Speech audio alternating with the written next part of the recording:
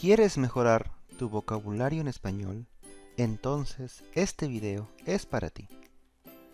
Bienvenidos al vocabulario del día.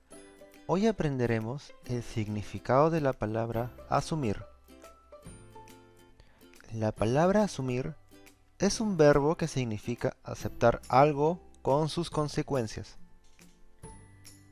Ejemplos: debemos asumir siempre nuestras responsabilidades.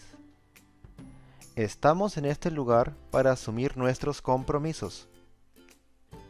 Debemos asumir que tenemos que estudiar mucho para pasar el curso. Los niños no pueden asumir tareas difíciles. El presidente debe asumir los problemas del país.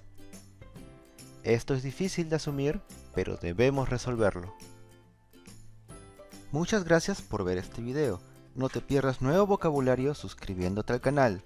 También me ayudarías bastante con un like y compartiendo con tus amigos. No te olvides además de activar la campana.